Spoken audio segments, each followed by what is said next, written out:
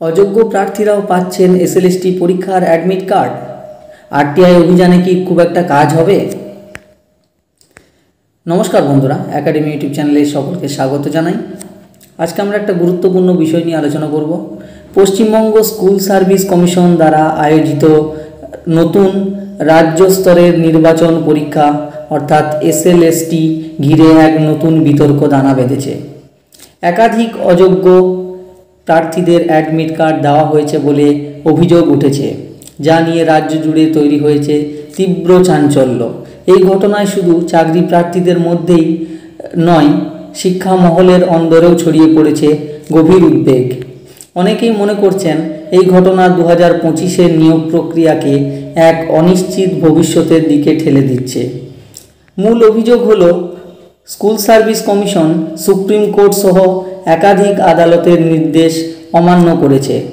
আদালত স্পষ্টভাবে জানিয়ে দিয়েছিল যে অযোগ্য প্রার্থীদের নতুন নিয়োগ প্রক্রিয়ায় অংশ নিতে দেওয়া যাবে না, কিন্তু অভিযোগ কমিশন আদালতের সেই নির্দেশকে কার্যত উপেক্ষা করে অযোগ্য প্রার্থীদের পরীক্ষার জন্য আবেদন করার সুযোগ করে দিয়েছে এবং তাদের নামে অ্যাডমিট কার্ডও ইস্যু করেছে। এর ফলে হাজার হাজার অযোগ্য প্রার্থী নতুন এসএলএসটি পরীক্ষায় বসার সুযোগ পেয়েছেন, যা যোগ্য প্রার্থীদের জন্য এক বড় ধাক্কা। এই ঘটনায় চাকরি প্রার্থীদের মধ্যে তীব্র ক্ষোভের সঞ্চার হয়েছে। তাদের আশঙ্কা 2016 সালের এসএলএসটি এর মতোই এই নিয়োগ প্রক্রিয়াও আইনি জটিলতায় জড়িয়ে পড়তে পারে। যদি অযোগ্য প্রার্থীরা পরীক্ষায় বসেন এবং চাকরি পান, তাহলে পুরো নিয়োগ প্রক্রিয়াটি প্রশ্নের মুখে পড়বে এবং ভবিষ্যতে তা বাতিলের সম্ভাবনাও উড়িয়ে দেওয়া যায় না।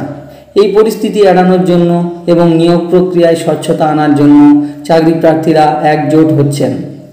সমাধানের পথ আরটিআই অভিযান। এই সমস্যার মোকাবিলায় একটি ভাইরাল হওয়া অডিও ক্লিপে এক নতুন কৌশলের কথা বলা হয়েছে। পরিকল্পনা অনুযায়ী তথ্য জানার অধিকার অর্থাৎ আরটিআই রাইট টু ইনফরমেশন ব্যবহার করে কমিশনের কাছ থেকে কিছু গুরুত্বপূর্ণ তথ্য চাওয়া হবে।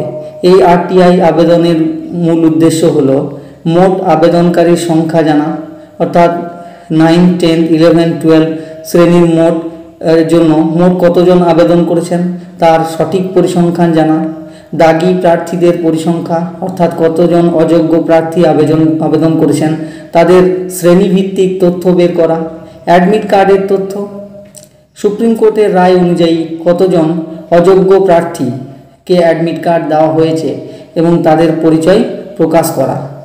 এই আরটিআই অভিযানের মাধ্যমে কমিশনের কার্যকলাপের উপর চাপ সৃষ্টি করা সম্ভব হবে বলে মনে করছেন আন্দোলনকারীরা। যদি কমিশন ভুল তথ্য দেয়, তাহলে সংশ্লিষ্ট আধিকারিকের বিরুদ্ধে আইনি ব্যবস্থা নেওয়া যাবে। আর যদি কমিশন কোনো উত্তর না দেয়, তাহলে আদালতের দ্বারস্থ হয়ে অভিযোগ জানানো হবে যে সুপ্রিম কোর্টের নির্দেশ অমান্য করা হয়েছে। ভবিষ্যতের পদক্ষেপ।